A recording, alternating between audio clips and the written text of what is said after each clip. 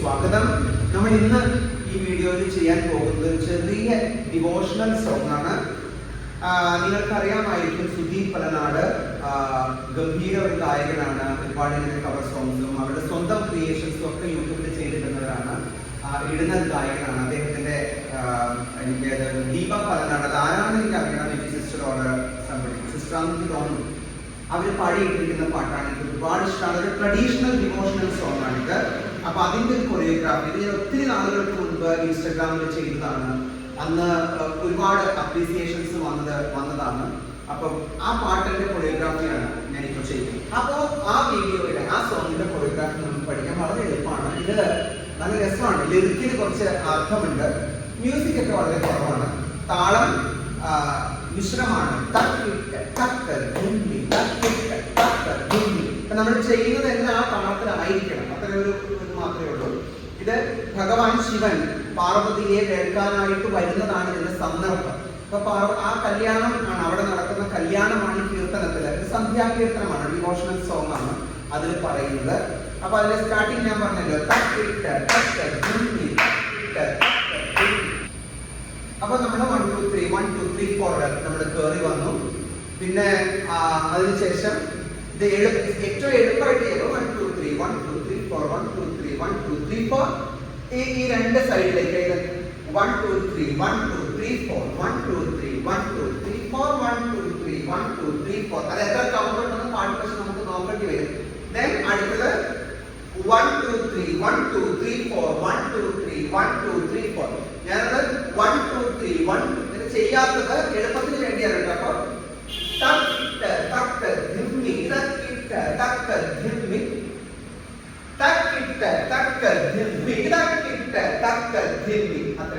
അപ്പൊ അതാ ഭാഗം അങ്ങ് തീർന്നോളൂ.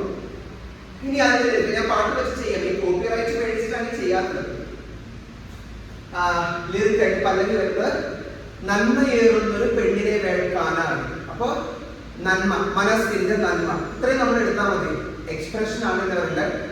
നന്മയേറുന്നൊരു അല്ലെങ്കിൽ നന്മ ഏറുന്നൊരു, ഒരുപാട് നന്മകളുള്ള പെണ്ണിനെ വേൾക്കാൻ. തിരിച്ചെടുക്കാനും കുഴപ്പമില്ല. ഇപ്പുറത്തേക്ക് എടുത്ത് പെണ്ണിനെ വേൾക്കാനായി കടകാമുഖം മുദ്ര പിടിച്ചിട്ട് ഏത് കടകാമുഖമായാലും കുഴപ്പമില്ല, മാലയിടുക.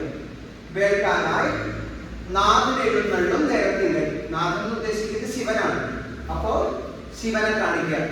നാഥൻ എഴുന്നള്ളും, വരുന്ന നേരത്തെ മുന്നോട്ട് നടന്നു വരണം കേട്ടോ. അപ്പൊ നാഥൻ എഴുന്നള്ളും നേരത്തിങ്കൽ. 1 2 3 എല്ലാം 1 2 3 1 2 3 4 ആണ് നടക്കുന്നതൊക്കെ. അതേ താളത്തിൽ തന്നെ വേണം നടക്കാൻ. 1 2 3 1 2 3 4 ഇങ്ങനെ വേണം നടക്കാൻ. എല്ലാം അങ്ങനെ വേണം കേട്ടോ. അപ്പോ തക്കിട്ട് ഇങ്ങനെ നോക്കൂ. തക്കിട്ട് തക്ക ധിമ്മി തക്കിട്ട് തക്ക ധിമ്മി തക്കിട്ട് തക്ക ധിമ്മി തക്കിട്ട് തക്ക ധിമ്മി. ഇങ്ങനെയാണ് നേരത്തിങ്കൽ. ഭൂതങ്ങളെ കൊണ്ട് അകമ്പടി സേവിച്ചു. അപ്പൊ ഭൂതങ്ങളെ കൊണ്ട് അകമ്പടി സേവിച്ചു. ഓക്കെ, അത് കൂടെ നടന്നു വന്നു. ഈ രണ്ട് കൈ എടുക്കാന്നുള്ളതാണ് ഞാനിപ്പോ ഓർക്കുന്നത്. നിങ്ങൾ ഓർക്കണ്ടോ? ഭൂതങ്ങളെ കൊണ്ട് അകമ്പടി സേവിച്ച് കാളേമേൽ മൃഗശീർഷം സിംഹമുഖം ശിഖരം കാളേമേലേറി നമ ശിവായ. ഇതാണ് അതിന്റെ ആയുധം തകർപ്പ്. നന്മയേറുന്നൊരു പെണ്ണിനെ വേൾക്കാനായി നാഥനെഴുന്നള്ളും നേരത്തിങ്കൽ. ഭൂതങ്ങളെ കൊണ്ട് കമ്പടി സേവിച്ച് കാളേമേലേറി നമ ശിവായ.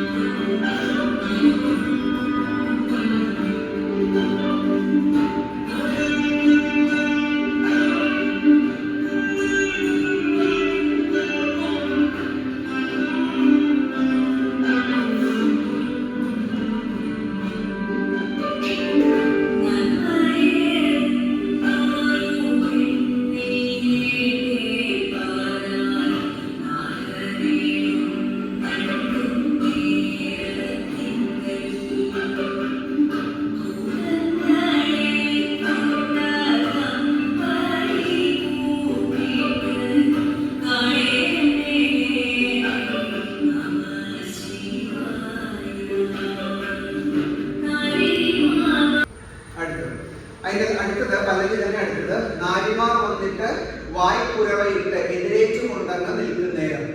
അപ്പോ നാരിമാർ വന്നിട്ട് നമ്മൾ കാണിച്ചോ, നമ്മൾ ഇങ്ങനെ എടുത്തത് അതിങ്ങനെ വിളിക്കും. അതായത് ഈ ശിവൻ വരുന്ന കാഴ്ച കണ്ടിട്ട് പെണ്ണുങ്ങള് മനസ്സിലായപ്പോ നാരിമാർ വേണേ അങ്ങനെ എടുക്കാം നമുക്ക്. നാരിമാർ അതാണ് ഓക്കെ.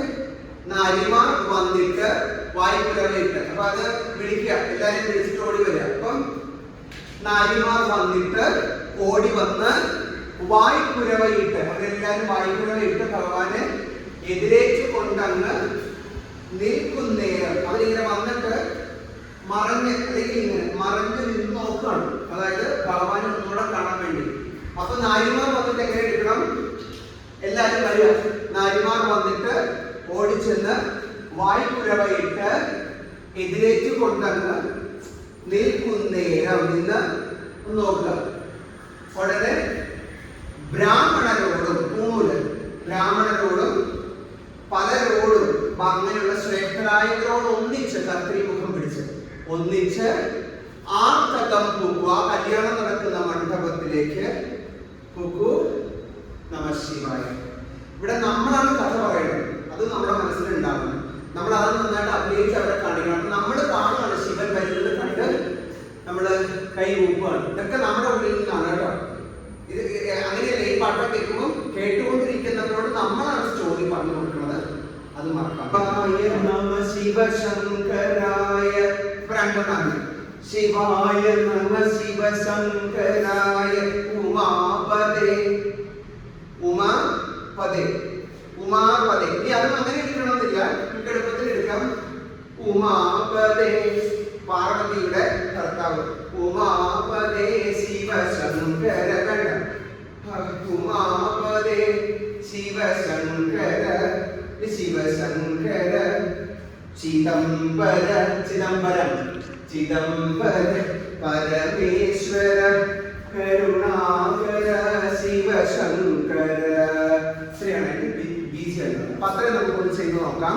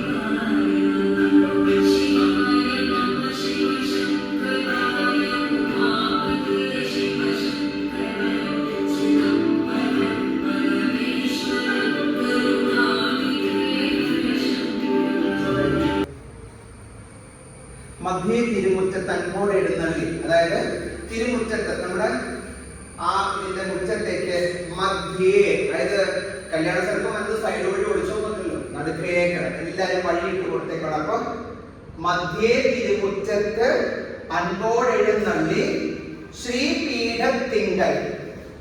എന്നിട്ട് ഈ നമ്മൾ പറയും ആവണപ്പലക എന്ന് പറഞ്ഞിട്ട്, ആവണപ്പലകയിൽ പെണ്ണാണ് ഇരിക്കുക, ഭഗവാന്റെ പീഠമാണ്, കുറച്ചും കൂടെ ഉയർന്ന ഒരു പീഠത്തിൽ. ശ്രീപീഠത്തിങ്കൽ ഇരുന്നരുളി ശിവനാണ് ഇരിക്കുന്നത്. ഓക്കെ, ഇനി ഇതിൽ ഒന്നോടെ ഞാൻ പറയാം. അദ്ദേഹം തിരുമുറ്റത്തേക്ക് വന്നു, ശ്രീപീഠത്തിങ്കൽ ഇരുന്ന് അരുളിയത് വേറെ ആരെങ്കിലും ആണെന്ന് പറഞ്ഞുകൂടാ. അത് എനിക്ക് ഒരിക്കലും നമുക്ക് അത്രയും പറയാൻ പറ്റില്ല. ചിലപ്പോൾ അതായത് അവിടെ പൂജ നടത്തുന്ന ആളായിരിക്കാം ഇരുന്ന് അരുളിയത്, ഇങ്ങനെയൊക്കെ ചെയ്യൂന്ന് പറയില്ലേ, അതായിരിക്കും. ഇപ്പൊ ശ്രീപീഠത്തിങ്കൽ ഇരുന്ന് അരുളി പാനക്കുടം. നമ്മൾ ഈ അയ്യപ്പന്റെ പൂജയ്ക്കൊക്കെ പാന പറയില്ലേ, പാന ഒരു എനിക്ക് ഞാൻ മനസ്സിലാക്കുന്നിടത്തോളം അതൊരു ഔഷധ കൂട്ടുള്ള ഒരു കുടിക്കുന്ന നമ്മൾ ഈ പ്രസാദം കൊടുക്കുന്നത് പോലത്തെ അതാണ് ഞാൻ മനസ്സിലാക്കുന്നത്. അപ്പൊ പാനക്കുടം, ആ കുടം നമ്മൾ കഴിക്കുക. പാനക്കുടവും ഉഴിഞ്ഞു, പൂജാരി പാനക്കുടവും ഒഴിഞ്ഞു, ഹരനെയും ഭഗവാനെയും ഒന്നൊഴിഞ്ഞു. ഇപ്പൊ ഞാൻ ഈ കപിത്തമാണ് പിടിച്ചിരിക്കുന്നത് കേട്ടോ, വിളക്ക് കാണിക്കാൻ കപിത്തം. അല്ലെങ്കിൽ നിങ്ങൾ എന്ത് വേണമെങ്കിലും ചെയ്യാം. നിങ്ങളെ വിളിച്ചാൽ പതാക പിടിച്ചാലും മതി. പാനക്കുടവും ഭഗവാനെ ഒന്നൊഴിഞ്ഞു. അതിനുശേഷം മാലയും ഇട്ടു. ഭഗവാന് മാലയിട്ട് സ്വീകരിച്ചു. അപ്പൊ മനസ്സിലാക്കാം, പീഠത്തിൽ ഇരുന്ന് അരുളിയത് മറ്റാരോ ആയിരിക്കാം. ഇങ്ങനെയൊക്കെ ചെയ്യാൻ പറഞ്ഞത് വേറൊരാളായിരിക്കാം, ഇല്ലെങ്കിൽ ഭഗവാൻ തന്നെ ഇരുന്ന് അരുളിയെന്നായിരിക്കാം ഉദ്ദേശിക്കുന്നത്. പക്ഷെ കല്യാണ ചെറുപ്പം എന്ന അല്ല പറയുന്നത് എന്ത്, ആ മാല എടുത്തത് എന്റെ കാല് കഴുകുന്നൊന്നും ചെറുപ്പം പറയില്ല. അത് മറ്റാരോ പറഞ്ഞതായിരിക്കാം. പക്ഷെ നമ്മളിങ്ങനെ കാണിക്കും, അല്ലെങ്കിൽ ഭഗവാനെ പീഠത്തിൽ ഇരുത്തി അതിനുശേഷം ഇതൊക്കെ ചെയ്തു എന്ന് നമ്മൾ ഇന്റർപ്രറ്റ് ചെയ്താൽ മതി. അപ്പൊ എന്താണ്, മധ്യേ തിരുമുറ്റ തന്നോട് എഴുന്നേരം ഭംഗിയായിട്ട് എഴുന്നള്ളി ശ്രീപീഠത്തിങ്കൽ ഇരുന്ന് അരുളി ശിവൻ. ഓക്കെ, പാനക്കുടവും ഒഴിഞ്ഞു, വിളക്കെടുത്ത് നമ്മൾ ഒഴിഞ്ഞു. ഹരനെയും ഭഗവാനെയും ഒഴിഞ്ഞു. പിന്നെ ഒരു മാലയിട്ട് നമഃശിവായ ഭഗവാന് മാലയിട്ട് സ്വീകരിച്ചു. ഇത്രയാണ് അടുത്തത്. പിന്നെ ഒരു ചെറിയ ബിറ്റ് അവിടെയുണ്ട്. അതിന്റെ ബിറ്റ് നമ്മൾ ചെയ്യുന്നത് തക്കിട്ട് തക്കത്തിന്റെ താളത്തില് താ തേയ് തേയ് താ ധിത്തേ തേയ് താ താ തേയ് തേയ് താ ധിത്തേ തേയ് താ ധിത്തേ ധിത്തേ ധിത്തേ ധിത്തേ ധിത്തേ ധിത്തേ ധിത്തേ ധിത്തേ. ഇത്രയുള്ളൂ. സിമ്പിൾ ആയിട്ട് നമുക്കത് ചെയ്യാം. ഓക്കെ, അപ്പം ഇത്രയും ഭാഗം ഒന്ന് കണ്ടു നോക്കാം. അതിനുശേഷം ഇത്തിരി കൂടെ ഉള്ളൂ കഥാപാട്ട് കേട്ടോ. അപ്പൊ ഒന്ന് കണ്ടു നോക്കാം.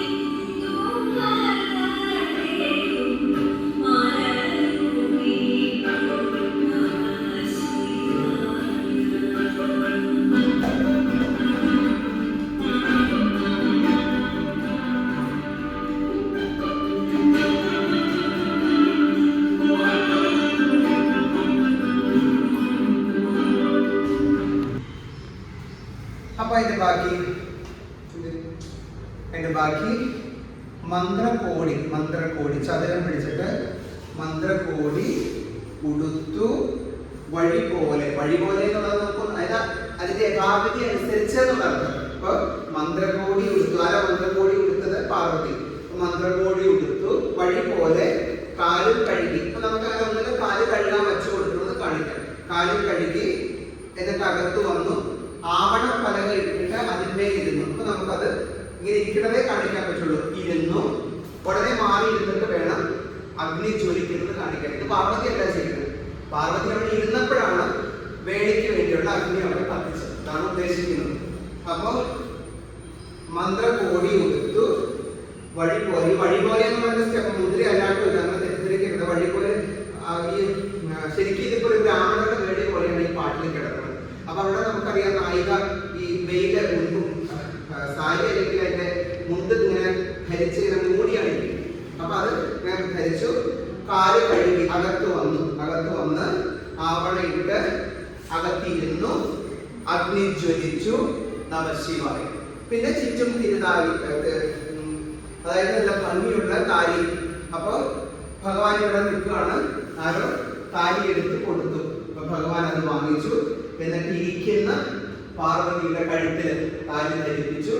അപ്പൊ ആ താലി ധരിച്ചതിന്റെ ഒരു പവിത്രതയില് ഇരിക്കുകയാണ് പാർവതി. ഉടനെ അമ്മ, നമ്മളെപ്പോഴും പണ്ട് നേരത്തെ കാണിച്ചിട്ടുണ്ട്, അമ്മ വന്നിട്ട് കണ്ണാടി ഇങ്ങനെ വിളിച്ചാൽ കണ്ണാടി കാണിക്കാൻ നമ്മൾ ഇങ്ങനെ ഇട്ടു. ഇങ്ങനെ നോക്കുന്നതിന് പകരം തിരിച്ചു വിടും. ഈ വാൽക്കണ്ണാടിയുടെ പുറവശത്താണെന്നുള്ള അർത്ഥത്തിലായിരിക്കണം. അപ്പൊ അതും മാലയും കൂടെ പാർവതിയുടെ കയ്യിൽ കൊടുത്തു. അപ്പൊ അത് പാർവതി വാങ്ങിച്ചു. ഇത്രയാണ് നമുക്ക് ഇതിനകത്ത് ചെയ്യാനുള്ളത്. ഞാൻ ആദ്യമേ പറഞ്ഞത് നന്നായിട്ട് അഭിനയിച്ച് ചെയ്യേണ്ടതാണ്. എല്ലാം ഇങ്ങനെ പീസ് ബൈ പീസ് ആയിട്ട് ചെയ്യാൻ നമുക്ക് പറ്റില്ല. എന്നാലും ഒന്നുകൂടെ മന്ത്രകോടി എടുത്തു. വഴി പോലെ കാലും കഴുകി, ഇതിങ്ങനെ ക്ലോസ് ചെയ്ത് പിടിച്ചു കേട്ടോ. കാലും കഴുകി അകത്ത് വന്നു. ആവണയിട്ടു. അതിന്മേലിരുന്നു. അഗ്നി ജ്വലിച്ചു. നമഃശിവായ. ആരോ ഒരാൾ കാലെടുത്ത് ഭഗവാന്റെ കയ്യിൽ കൊടുത്തു. ഭഗവാൻ അത് വാങ്ങിച്ചു. ഈ സൈഡിൽ ഇരിക്കുന്ന പാർവതിയുടെ കഴുത്തിൽ അത് കെട്ടി പാർവതിക്ക് വലിയ സന്തോഷമായി. നമ്മൾ വലിയ സന്തോഷമായി. ഉടനെ അമ്മ വന്നു കണ്ണാടിയും മാലയും വെച്ചിട്ട് പാർവതിയുടെ കയ്യിൽ കൊടുത്തു. നമുക്ക് അത്രയും വരെ ചെയ്യാനാണ് പറ്റുള്ളൂ, അത്രയും വരെ ചെയ്താൽ മതി. അതല്ലെങ്കിൽ അവിടെ ഇരുന്ന് പാർവതി അത് വാങ്ങിച്ചതും കൂടെ നമ്മൾ ചെയ്യും. അതിനുശേഷം ഒരു ചെറിയ ബീച്ചും കൂടെ എനിക്കുണ്ട്.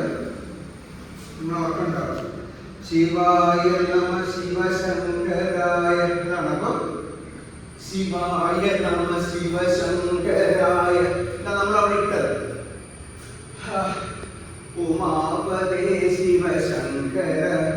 ചെയ്യാൻ ആർക്കൊരു ബുദ്ധിമുട്ടുണ്ടെങ്കിൽ ആദ്യം ചെയ്ത് റിപ്പീറ്റ് ചെയ്യാം, അല്ലെങ്കിൽ നിങ്ങൾ ചെയ്യാം. ശിവായ നമ ശിവശങ്കരായ എന്നെടുക്കാം.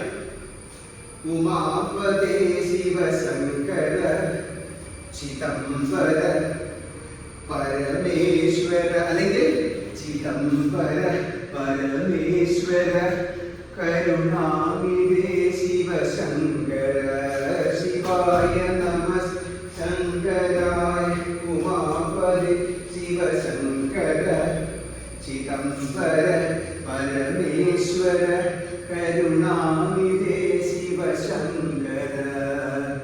ഇത്രയും ചെയ്തത്. ഓക്കെ, അപ്പൊ അതും കൂടെ ഞാൻ ചെയ്ത് കാണിച്ചാൽ ആ ഐറ്റം അവിടെ തീർന്നു. അപ്പൊ വീഡിയോ ക്ലോസ് ചെയ്ത് കാണിക്കാം. എനിക്ക് തോന്നുന്നത് നിങ്ങൾക്ക് നവരാത്രിയൊക്കെ വരുമ്പോൾ ചെയ്യാൻ പറ്റിയൊരു പാട്ടാണ്, നല്ലൊരു പാട്ടാണ്. ദീപ പരനാടിന്റെ ഓഡിയോ തന്നെ എടുക്കുക, നല്ല രസമായിട്ട് പാടി ചെയ്തിട്ടുള്ളത്. അത് വെച്ച് നമുക്ക് കളിക്കാം. ഓക്കെ, അപ്പോൾ ഇത്രയേ ഉള്ളൂ. നല്ലൊരു സെമി ക്ലാസിക്കൽ ഐറ്റംസ്, അല്ല ക്ലാസിക്കൽ തന്നെ, നല്ലൊരു ക്ലാസിക്കൽ ഐറ്റം ചെയ്യാൻ പറ്റിയതിന്റെ സന്തോഷത്തോടു കൂടി